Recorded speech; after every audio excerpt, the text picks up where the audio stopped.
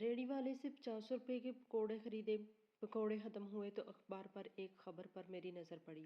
किसी बिजनेसमैन ने अपनी बेटी के लिए अखबार में रिश्ते का इश्तिहार दिया था और साथ साथ घर दामाद बनने की शर्त भी रखी थी।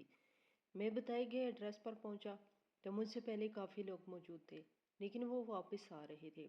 कहने लगे कि लड़की खतरनाक हद तक पागल है, इसे देखकर वहशत मालूम होती है। मैंने दिल में सोचा कि रक्षा चलाने से बेहतर है कि मैं लड़की से शादी करके करोड़पति बन जाऊं। मैं इस रिश्ते के लिए रजामंद हो गया।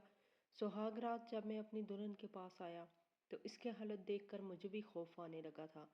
लिपस्टिक से इसने अपना सारा चेहरा खराब किया हुआ था, बाल बिखरे हुए थे और बड़े बड़े नाखून भी थे। किसी एंगल से वो दुल्हन तो नहीं लग रही थी, हालांकि ज़बरदस्ती इसे सुर्ख जोड़ा पहनाया गया था, लेकिन वो अपने कपड़े भी फाड़ चुकी थी। इसी कमरे में लगी एक तस्वीर पर मैंने गौर किया तो मेरे रोंगटे खड़े हो गए। मैं अपनी इस पागल दुल्हन को पहचान चुका था, जो कि कुछ साल पहले मैं एक कॉलेज में कैंटीन में काम करता था। काम बहुत अच्छा चल रहा था। मेरा मालिक भी बहुत अच्छा था, जो वक्त पर मुझे माकूल तनख्वाह भी देता था। मैं काफ़ी खुश था क्योंकि मुनासिब तनख्वाह में घर का अच्छा गुजर बसर हो रहा था। वालदा बहुत खुश थी क्योंकि इन पैसों से इसका इलाज भी हो रहा था। मुझसे छोटे मेरे एक बहन और एक भाई था। इनकी पढ़ाई भी पूरी हो रही थी, फीस भी दी जा रही थी। फिर अचानक ऐसा हुआ कि वो कैंटीन बंद हो गई। मेरे लिए बहुत बड़ा मसला बन गया। दरअसल कैंटीन में मिलने वाली कुछ सॉफ्ट ड्रिंक्स एक्सपायर थी। कुछ तालिब इल्म ने ड्रिंक्स पिया तो इनकी हालत बिगड़ने लगी। 4 में से एक जान की बाजी हार गया, जबकि 3 की हालत बहुत तफ्शीशनाक थी और इनको हॉस्पिटल में इंतकिल किया गया। इनकी जान तो बच गई, लेकिन इस वाक़ये के बाद कॉलेज इंतज़ामिया की तरफ से कैंटीन के मालिक पर पर्चा भी किया गया। अदालत की तरफ से इस पर जुर्माना भी आयद किया गया। कैंटीन का मालिक तो जेल में गया और मैं वापस अपने घर आया। इन हालात में मेरी माँ काफ़ी परेशान हुई, लेकिन मैंने अपनी माँ को तसल्ली दी कि माँ सब बेहतर हो जाएगा, आपको परेशान होने की ज़रूरत नहीं है। जब मुझे किसी भी होटल में ढंग की जॉब ना मिली तो दिली तौर पर मैं भी काफ़ी परेशान था, लेकिन मैंने अपनी ये परेशानी घर वालों पर जाहिर नहीं की थी। मैं महज 10 बरस का था जब वालिद साहब इनका इंतकाल हो गया था। वालिद साहब के इंतकाल के बाद सारी जिम्मेदारी मुझ पर थी। अपने छोटे बहन भाइयों की वजह से मैं तालीम भी हासिल ना कर सका। हालांकि तालीम में काफ़ी अच्छा था, उस्ताद हमेशा मेरी तारीफ़ करते थे, लेकिन वक्त ही कुछ ऐसा था कि मुझे घर वालों की वजह से स्कूल छोड़ना पड़ा और फिर एक वर्कशॉप पर काम करने लगा। वर्कशॉप का मालिक बहुत मारता था, जालिम शख्स था। वहाँ से छुटकारा हासिल किया, फिर होटलों में काम करता रहा। एक होटल से दूसरे होटल जाता और जो ज़िंदगी का पहिया चलता रहा था। हालांकि मैं बहुत कम कमाता था, लेकिन अल्लाह ताला ने रिस्क में बरकत ही ऐसी डाली थी कि कम तनख्वाह में भी घर का असर चढ़ जाता था और कभी किसी चीज़ की कमी ना आ सकी। इसके बाद कॉलेज की कैंटीन पर मुलाजमत करने लगा। जहाँ काम करते हुए मुझे तकरीबन 2 साल होने वाले थे।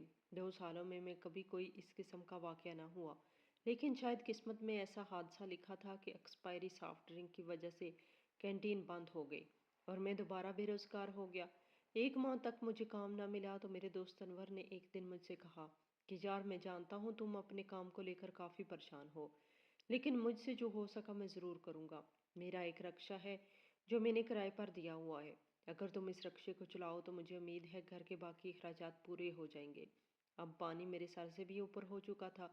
घर में फाके पड़ने वाले थे और मैं अपने बहन भाइयों की फीस के लिए भी काफ़ी परेशान था। लिहाजा मैंने फ़ौरन ही हाँ कर दी। यही कहा कि जब तक तुम्हें अच्छी जॉब नहीं मिल जाती तब तक तुम मेरा रक्षा इस्तेमाल कर सकते हो।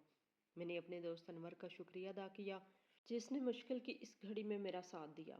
इसने मुझसे यही कहा कि शुक्रिया अदा करने की ज़रूरत नहीं, बस एक चीज़ का ख्याल रखना, क्योंकि ज़िंदगी में ज़्यादा तूने रक्षा नहीं चलाया और इस बात का तजर्बा तुम्हें नहीं है। बस एहतियात करना कि कभी रक्षा ख़राब ना हो, किसी किस्म का हादसा ना हो। मैंने अपने दोस्त से कहा कि बेफिक्र हो जाओ, मैं इसे अपनी ज़ाती समझ कर ही इस्तेमाल करूँगा। मैं रक्षा चलाने लगा और इसी तरह दोबारा अपने घर वालों के लिए रोज़ी कमाने लगा। एक दिन में जितनी भी कमाई होती मैं अल्लाह का शुक्र अदा करता, कभी ज़्यादा कभी कम, लेकिन मैं हर दिन कुछ न कुछ कमा रहा था जो कि मेरे घर वालों के काम आ रहा था। एक दफ़ा मेरे रक्शे पर एक औरत सवार हुई। बाकी सवारियां भी थी, लेकिन वो औरत अकेली थी और रो कर फ़ोन कर रही थी। किसी को अपनी मजबूरी बता रही थी। اور میں اس کی بات بڑے غور سے سن رہا تھا۔ وہ یہی کہہ رہی تھی کہ بیٹی سخت بیمار ہے، دوائی کے پیسے بالکل نہیں، جبکہ ڈاکٹر صاحب کی طرف سے یہی ہدایت دی گئی تھی کہ دوائی میں ناغہ بالکل نہ کرنا، ورنہ بچی کی طبیعت پہلے سے زیادہ بگڑ سکتی ہے۔ اب میں کیا کروں؟ میں اپنی بچی کے لیے بہت پریشان ہوں۔ سالم باپ اس بچی کو چھوڑ کر جا چکا ہے۔ اب میں اکیلی ہوں، لوگوں کے گھروں میں کام کرتی ہوں، اس سے گھر کا راشن بھی آتا ہے اور دوائی کے لیے میرے پاس پیسے نہیں۔ یہ کہہ کر وہ سسکیاں لینے لگی۔ مجھے عورت پر بہت ترس آ رہا تھا، حالانکہ میں خود مشکل میں تھا۔ میں جانتا تھا کہ گھر کے اخراجات پورے کرنے کے لیے کیا کیا کرنا پڑتا ہے۔ میں بھی پریشان تھا، لیکن اس عورت کے حالات شاید مجھ سے بھی زیادہ خراب تھے۔ وہ مجھ سے زیادہ مجبور لگ رہی تھی۔ میری بھی ماں کا علاج چل رہا تھا، لیکن آج میں اپنی ماں کے لیے دوائی لے کے جا رہا تھا، اور اس کے بعد بھی میری جیب میں کافی پیسے موجود تھے۔ مجبوری کے عالم میں اس عورت کو اکیلا نہیں چھوڑ سکتا تھا۔ وہ جیسے ہی میرے رکشے سے اتری، میں نے اسے بلایا اور کہا، بہن جی میری طرف سے 2000 قبول کیجیے۔ یہی سمجھ لیجیے کہ ایک بھائی نے اپنی بہن کی مدد کی ہے۔ اس عورت کی آنکھوں میں چمک پیدا ہوئی۔ اس نے میرا شکریہ ادا کیا، اس کے بعد خوشی خوشی وہ چلی گئی۔ اس کے بعد مجھے عجیب سی خوشی محسوس ہوئی تھی۔ آج پہلی بار مجھے اس بات کا پتہ چلا تھا کہ کسی ضرورت مند کی مدد کرنے سے دل کو ایک عجیب سا سکون ملتا ہے۔ اگلے دن مجھے کافی زیادہ گاہک ملے جو میرے رکشے پر سوار ہوئے، اور کل کی نسبت مجھے دگنا منافع حاصل ہوا۔ میں بھی بہت خوش تھا، لیکن میری حیرت میں اس وقت اضافہ ہوا جب چند دن بعد مجھے وہی عورت دوبارہ ملی۔ حالانکہ میں اسے نہیں پہچانتا تھا، وہ پردے میں تھی، لیکن اس وقت میں نے اسے پہچانا جب رکشے پر سوار ہو کر دوبارہ رونے لگی، بالکل ویسے ہی اپنی مجبوری کسی سے بیان کر رہی تھی۔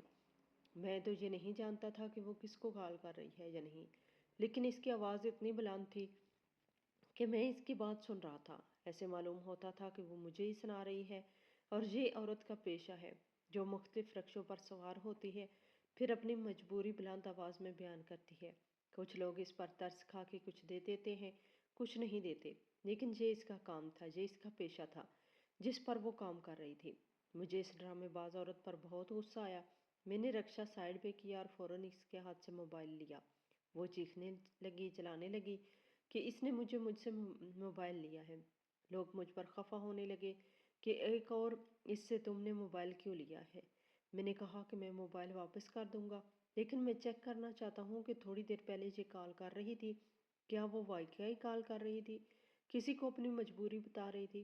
لیکن جیسے اس کا موبائل چیک کیا تو پتہ چلا کہ وہ کسی کو کال نہیں کر رہی اور محض ڈرامہ کر رہی ہے، جھوٹ بول رہی ہے۔ باقی کچھ رکشے والے بھی میرے سامنے آئے اور انہوں نے بھی اس بات کی گواہی دی کہ یہی عورت تھی جس کی ہم مدد کر چکے ہیں، لیکن یہ جھوٹ بولتی ہے۔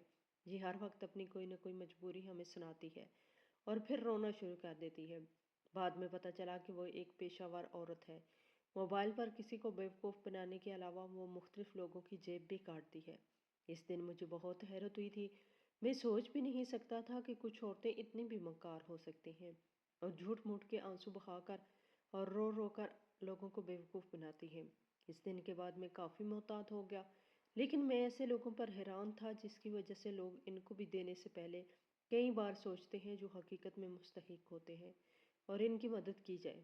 خیر، اس کے بعد میں کافی محتاط ہو گیا تھا اور لوگوں کو پہچاننا شروع کیا۔ اس دنیا میں ہر قسم کے لوگ ہوتے ہیں۔ کچھ ایسے بھی ہوتے ہیں جو واقعی مجبور ہوتے ہیں، مگر اکثریت ایسے لوگوں کی ہے جو لوگوں کی سادگی سے فائدہ اٹھاتے ہیں، اور سادہ لو لوگ ان کی چالاکی کا شکار بن جاتے ہیں۔ آج میں نے ریڑھی والے سے پکوڑے لیے۔ پکوڑے کھا کر اخبار ٹکڑے پر میری نظر پڑی جو میرے لیے کافی دلچسپ تھی۔ ایک کمپنی کا مالک جو کہ بہت بڑا بزنس مین تھا، اس نے اپنی بیٹی کے لیے ایک اخبار میں اشتہار دیا تھا کہ میری بیٹی کی شادی کے لیے اس نے اخبار میں اشتہار دیا۔ آدھی خبر تو میں نے پڑھ لی، لیکن پوری خبر ڈیٹیل سے پڑھنے کے لیے میں نے نیا اخبار خریدا۔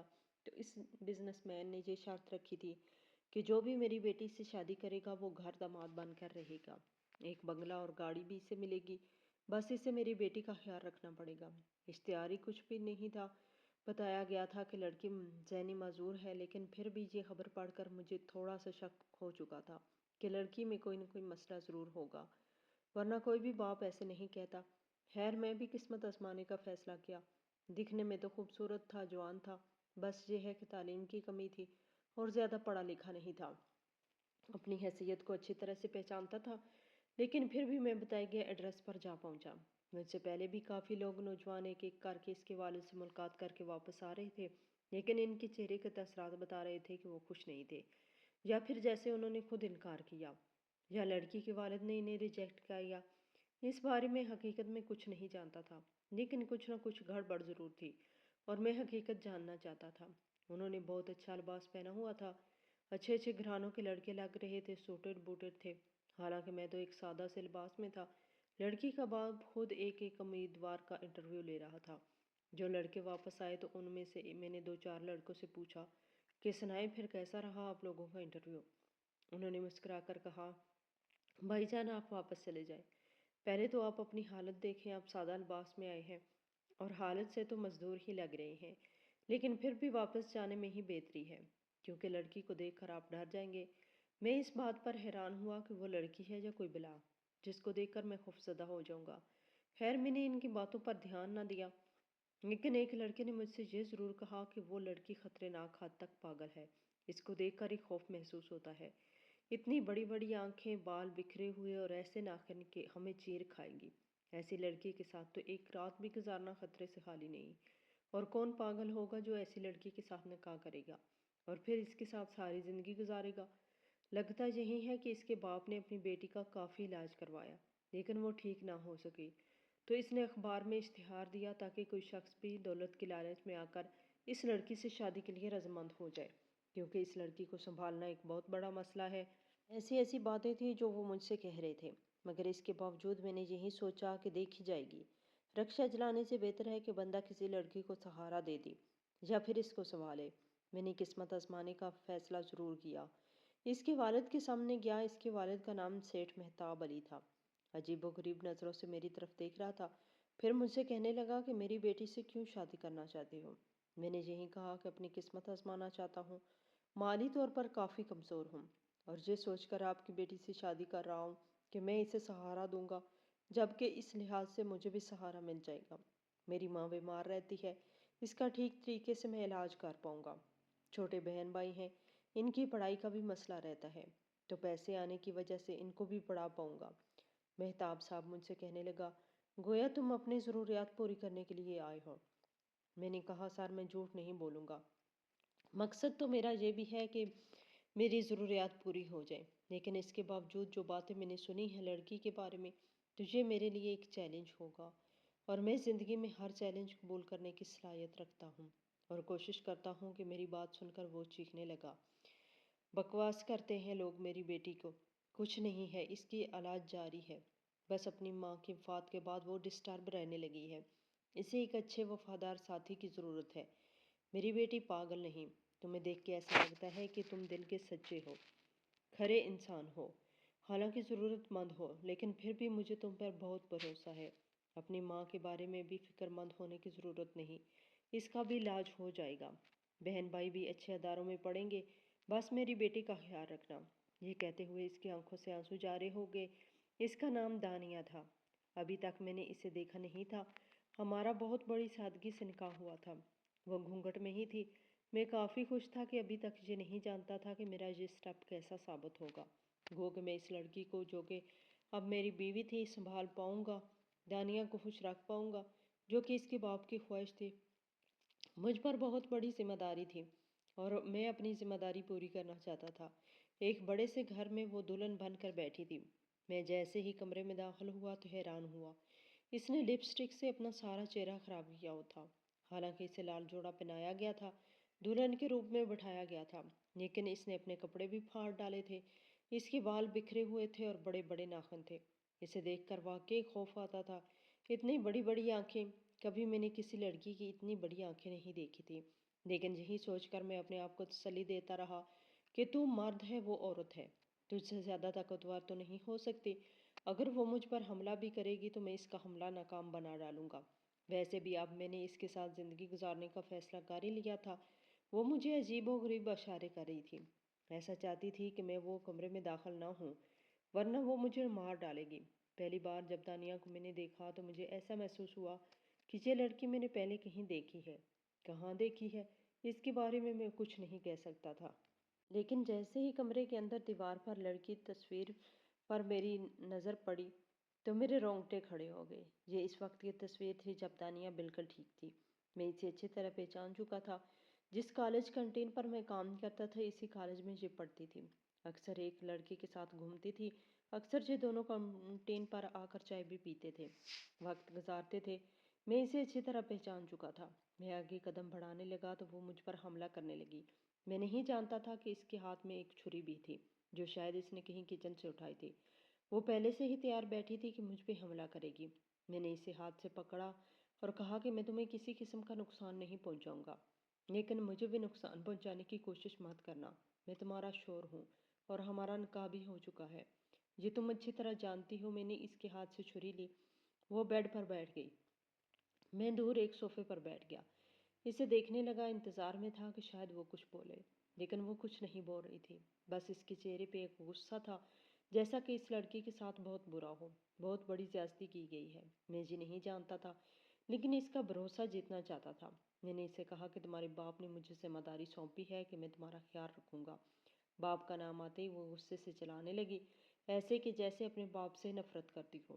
پھر کمرے میں لگی باپ کی تصویر کو دیوار سے اتار ڈالا اور توڑ ڈالا۔ میں اس کے اس ری ایکشن پر حیران ہوا تھا۔ کئی دنوں تک ہماری بات نہ ہو سکی، لیکن اب دانیہ نے محسوس کیا کہ میں بے ضرر ہوں اور کسی قسم کی زبردستی اس کے ساتھ تعلق بھی نہیں رکھ سکتا۔ جس پر ایک بار اس نے مجھ سے کہا کہ تم وہی کنٹین والے ہو۔ میں نے کہا جی، آپ نے ٹھیک پہچانا ہے، اسی کنٹین پہ کام کرتا تھا جہاں آپ پڑھتی تھی۔ آپ کا ایک دوست بھی تھا، ہر وقت آپ کے ساتھ۔ دوست کا نام آتے ہی وہ رونے لگی۔ پھر مجھ سے کہنے لگی، دیکھو میری بات غور سے سنو، میں تم پر بھروسہ رکھتی ہوں، خدا را یہ بات کسی کو مت بتانا کہ میں پاگل پن کا ڈرامہ کر رہی ہوں۔ میرا باپ ہی میرا سب سے بڑا دشمن ہے۔ اس بات کا مجھے اب اندازہ ہوا۔ یہ سن کر میرے رونگٹے کھڑے ہو گئے۔ ایک باپ جو اپنی بیٹی کا اتنا بڑا دوست بن رہا تھا، وہی اپنی بیٹی کا کیسے دشمن ہو سکتا ہے؟ میں حقیقت جاننا چاہتا تھا، لیکن وہ ہاتھ جوڑ کر مجھ سے یہی کہنے لگی کہ فی الحال میں کسی قسم کا تمہارے ساتھ تعلق نہیں رکھنا چاہتی۔ بس میرے ساتھ زبردستی نہ کرنا، میں تمہارا تو کچھ نہیں بگاڑ سکتی۔ میں نے اس سے کہا کہ مجھ پہ بھروسہ رکھو اور مجھے بتاؤ کہ تمہارے ساتھ کیا ہوا ہے۔ وہ رو کر کہنے لگی کہ کبھی کبھی ماں باپ کی غلطی کی وجہ سے اس کی اولاد مصیبت میں پھنس جاتی ہے۔ مجھے میری ماں کی غلطی کی سزا مل رہی ہے۔ میری ماں جس سے بہت بڑی غلطی ہوئی اور اب وہ اس دنیا میں بھی نہیں۔ میں یہ سن کر حیران ہوا۔ اس سے پوچھنے لگا کہ آپ کی ماں سے کون سی غلطی ہوئی؟ کہنے لگی کہ یہ میرا سکا باپ نہیں، یہ میرا سوتیلا باپ ہے، اور کہانی بہت لمبی ہے۔ سیٹھ مہتاب کی وجہ سے ہمارا ہنستا بستا گھر برباد ہو چکا تھا۔ سیٹھ مہتاب ایک وقت میرے باپ کا ملازم تھا اور اس کا منیجر تھا۔ میرے والد اسے اپنے بھائیوں کی طرح سمجھتا تھا۔ یہ قرض میں مبتلا تھا۔ میرے باپ نے اس کی مدد کی تھی، لیکن یہ میرے باپ سے نفرت کرتا تھا۔ حسد کی وجہ سے دن رات میرے باپ سے جلتا تھا۔ میں اس وقت بہت چھوٹی تھی۔ دراصل میرے والد سے بھی غلطی ہوئی اور ماں سے بھی غلطی ہوئی، اور آج اپنے والدین کی غلطی کی وجہ سے مجھے بھی سزا مل رہی ہے۔ انسان کبھی کبھی کمزور پڑ جاتا ہے۔ ان کی کمزوریوں کی وجہ سے وہ اپنے ساتھ ساتھ اپنے چاہنے والوں کو بھی مصیبت میں ڈال سکتا ہے، اور یہی میرے ساتھ ہوا۔ سیٹھ مہتاب نے ایک جسم فروش عورت سے رابطہ کیا اور کسی طرح میرے باپ کے پیچھے لگا دی۔ وہ عورت میرے باپ سے رابطہ کرنے کی کوشش کرتی رہی، اپنے پیار کے ڈورے ڈالنے لگی۔ اس کو ایسا کرنے کے لیے پیسے بھی دیے گئے تھے۔ سیٹھ مہتاب کی طرف سے وہ ایک پیشہ ور عورت تھی، جبکہ سیٹھ مہتاب خود میری ماں پہ نظر رکھتے تھے، دل ہی دل میں اس سے بہت چاہتے تھے۔ اب چاہنے کی وجہ میں بھی نہیں جان سکتی، کیونکہ میری ماں بہت بڑی پراپرٹی کی مالک تھی۔ وہ ایک کھاتے پیتے گھرانے سے تعلق رکھتی تھی، اپنے والدین کی اکلوتی اولاد تھی، اور میرے نانا نے اپنی ساری جائیداد میری ماں کے ہی حوالے کی تھی۔ میرا مرحوم باپ ایک شریف اور غریب کے انسان تھا۔ میرے نانا کا بہت وفادار تھا، اس کا ملازم ہی تھا، لیکن اس کی شرافت کو دیکھتے ہوئے نانا نے اپنی بیٹی کی شادی اپنے ملازم سے ہی کر دی۔ وہ پڑھا لکھا انسان تھا۔ میرا باپ بہت اچھا تھا، لیکن سیٹھ مہتاب کو اسی بات کا افسوس تھا کہ وہ میرے باپ کی ماضی سے واقف تھے، جانتے تھے کہ میرے باپ کی کچھ حیثیت نہیں تھی، لیکن میری ماں سے شادی کے بعد ابا اس کمپنی کے مالک بن چکے تھے، وہ باس کی حیثیت رکھتے تھے۔ ماں کو بھی اس پر پورا بھروسہ تھا، مگر ابا سے زندگی میں بس وہی غلطی ہوئی کہ ایک خوبصورت عورت جس کا دل بہت کالا تھا، اس کے چنگل میں بری طرح پھنس چکے تھے۔ چھپ چھپ کر اس سے ملنے لگے، اور سیٹھ مہتاب اس پر بہت خوش تھا، کیونکہ اس کا مقصد پورا ہو رہا تھا۔ اس جسم فروش عورت نے ابا کی ویڈیو بھی بنا لی تھی۔ جب ابا اس سے ملنے کے لیے گئے تھے، ایک دن موقع پا کر اس نے میری ماں کو ابا کی وہ ویڈیو دکھائی۔ جس میں وہ جسم فروش عورت کی باہوں میں تھے۔ اور یہ حقیقت ماں سے برداشت نہ ہوئی اور اس نے ابا سے کھلا لے لی۔ میں اپنے باپ سے بہت محبت کرتی تھی، لیکن قسمت میں میرے باپ کی محبت نہیں تھی اور میں باپ سے جدا ہو گئی۔ جب ابا کو پتہ چلا کہ وہ عورت ایک منصوبہ تھا اسے پھنسانے کے لیے، تو اس نے خودکشی کر کے اپنی جان لے لی اور میری ماں کے نام ایک خط لکھا تھا کہ مجھے معاف کر دینا، زندگی میں بس ایک ہی غلطی مجھ سے ہوئی تھی جو کہ ناقابل معافی تھی۔ عدت پوری ہوتے ہی سیٹھ مہتاب نے ماں سے شادی کر لی کیونکہ ماں کو اس نے اپنے جال میں پھنسا لیا تھا۔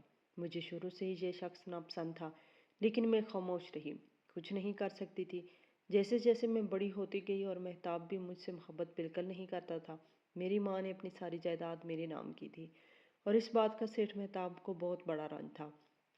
وہ یہی چاہتا تھا کہ اپنی جائیداد اس کے نام کرے، لیکن ماں نے ایسا بالکل نہ کیا۔ اسے اس بات کا خدشہ تھا کہ اگر مجھے کچھ ہو گیا تو میری بیٹی دنیا میں رول نہ جائے۔ اس ظالم شخص نے میری ماں کو بھی مار ڈالا اور جس دن اس نے میری ماں کو مارا تھا اس کی ویڈیو بھی ایک ملازم کے پاس موجود ہے۔ پولیس ساری حقیقت جانتی ہے، لیکن وہ میرے والد کے ساتھ ملی ہوئی ہے کیونکہ رشوت دیکھ کر میرے والد نے تمام پولیس والوں کو خاموش کر دیا۔ یہ رات صرف میں جانتی ہوں۔ جس دن اس ملازم نے مجھے بتایا تھا کہ بیٹا تمہاری ماں کی قدرتی موت نہیں ہوئی تھی، اس نے ایک کھڑکی سے دیکھ لیا تھا جب وہ تمہاری ماں کا گلا دبا رہا تھا۔ میں نے جلدی سے ویڈیو بنا لی، لیکن یہ ویڈیو کسی بھی پولیس والے کے سامنے لے جانے کا کوئی فائدہ نہیں کیونکہ وہ تمہارے باپ سے ملے ہوئے ہیں۔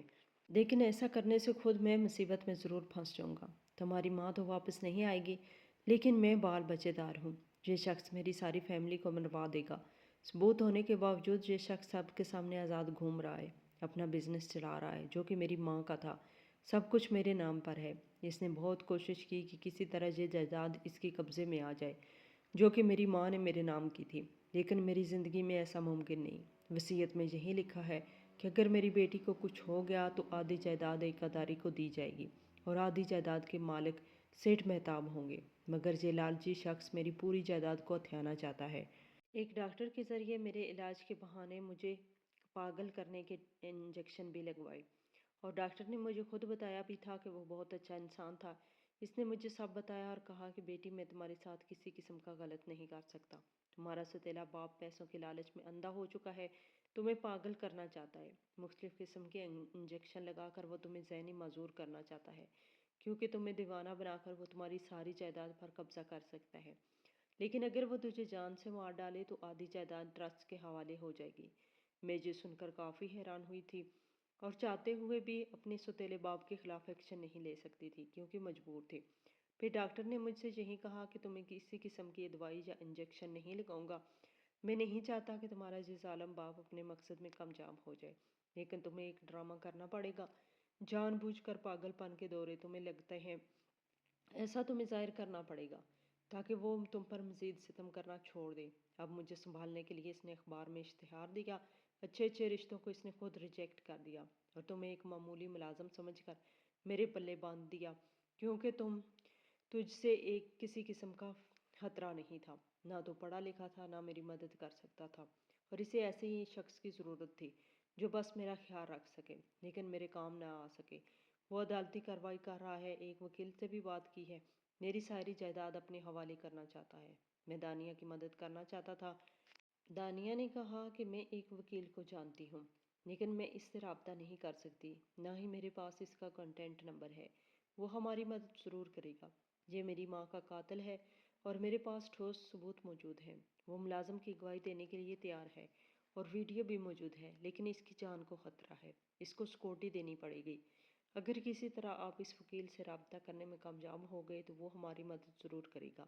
یہ طیب صاحب تھے جو کہ اس کے والد کے بہت بڑے دوست تھے، لیکن وہ باہر چلے گئے تھے۔ کسی طرح سے رابطہ ختم ہوا تو بیچاری دانیہ مشکلات میں پھنس گئی۔ وہ کچھ نہیں جانتا تھا، میں نے طیب صاحب کا کانٹیکٹ کسی سے لیا، اس کے پاس جا پہنچا۔ وہ دانیہ کے حالات سے ناواقف تھا، بس اتنا جانتا تھا کہ اس کی دوست نے خودکشی کی ہے اور بعد میں اس کی بیٹی کے ساتھ کیا ہوا وہ نہیں جانتا تھا، مگر اب حقیقت جاننے کے بعد اس نے وعدہ کیا کہ میں دانیہ بیٹی کی مدد ضرور کروں گا۔ وہ میرے محروم دوست کی بیٹی ہے اور میری اس لحاظ سے میری بھی بیٹی ہوئی۔ گاڑی رازداری کے ساتھ میں غور روانہ ہوا اور ملازم سہما ہوا تھا، ڈرا ہوا تھا۔ اسے بھروسہ دلایا کہ تمہیں کچھ نہیں ہوگا۔ ثبوت اس کے پاس موجود تھے، عدالت میں وہ ثبوت پیش کیے گئے۔ اس دوران دانیہ مسلسل پاگل پن کے بہانے کرتی رہی۔ ایسا ہی محسوس ہوتا کہ اسے پاگل پن کے بڑے بڑے دورے لگ رہے ہیں، لیکن در حقیقت ہم لوگ اسے جال میں پھنسانے کی کوشش کر رہے تھے۔ سیٹھ کے گرد ہم نے دائرہ کافی تنگ کر لیا تھا۔ عدالت میں ثبوت پیش ہوئے تو اس کو گرفتار کیا گیا، یوسف صاحب کے قتل کے جرم میں، جو کہ دانیہ کے والد تھے۔ قسمت مجھ پر بہت مہربان ہوئی اور میں سوچ بھی نہیں سکتا کہ دانیہ جیسی زندگی میری زندگی میں آ جائے گی۔ اس نے اس کا ساتھ دیا، مخلص ہو کر، مجھے کسی قسم کی لالچ نہیں تھی، لیکن پھر بھی دانیہ نے مجھے دل سے قبول کیا۔ جب بھی اپنے ماضی پر نظر دوڑاتا ہوں تو اللہ کا شکر ادا کرتا ہوں کہ میرے حالات پہلے سے کتنے بہتر ہیں۔ ماں کا علاج ہو گیا، اپنے بہن بھائی کو تعلیم دلوائی، سب سے بڑھ کر دانیہ کا سہارا بنا۔ اس کے پاس مال و دولت کی کمی نہیں تھی، لیکن ایک مخلص دوست چاہیے تھا۔ میں اس کا مخلص دوست بن چکا تھا، اور آج بھی دانیہ کہتی ہے کہ مجھے آپ پہ فخر ہے۔